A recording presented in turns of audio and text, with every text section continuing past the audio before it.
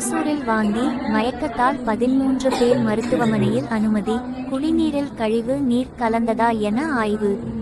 ஓசூர் மாநகராட்சிக்குட்பட்ட சின்னேலசகிரி அம்பேத்கர் நகர் குடியிருப்பு பகுதியில் வசிக்கும் மக்களுக்கு திடீரென வாந்தி, மயக்கம் மற்றும் வயிற்றுப்போக்கு ஏற்பட்டது.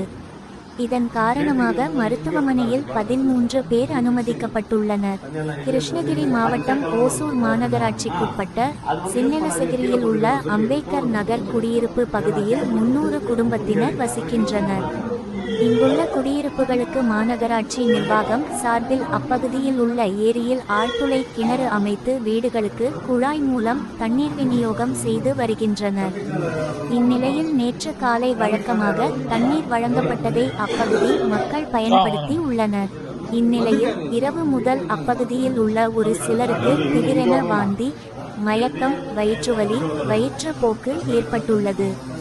இதனைத் தொடர்ந்து மேலும் சிலருக்கு இதேபோல் உடல் உபாதைகள் ஏற்பட்டதால் இன்று காலை ஆம்புலன்ஸ் மூலம் ஓசூர் அரசு மருத்துவமனைக்கு சிகிச்சைக்காக அழைத்து வரப்பட்டனர். இதில் மஞ்சுளா 34, எல்லம்மா 66, முனிதாயம்மா 77, ராமகிருஷ்ணன், கோபால் 35, அஸ்வினி 14 உள்ளிட்ட 8 பேர் ஓசூர் அரசு மருத்துவமனையிலும் 5 பேர் தனியார் மருத்துவமனையிலும் என 13 பேர் சிகிச்சை பெற்று வருகின்றனர். உதவி ஆட்சியர் பிரியங்கா, மேயர் சத்யா, ஆணையாளர் ஸ்னேகா ஆகியோர் மருத்துவமனையில் சிகிச்சை பெற்று வருபவர்களை நேரில் சந்தித்து ஆறுதல் கூறியும் சம்பவ இடத்திற்கு நேரில் சென்று ஆய்வு செய்தனர்.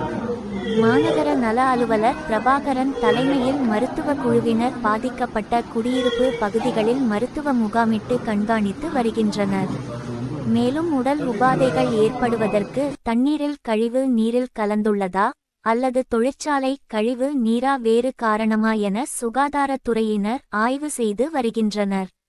அதேபோல் டிஎஸ்பி பாபுபிரசாந்த் மற்றும் சிப்காட் இன்ஸ்பெக்டர் பிரகாஷ் ஆகியோர் நேரில் சென்று விசாரணை செய்து வருகின்றனர்.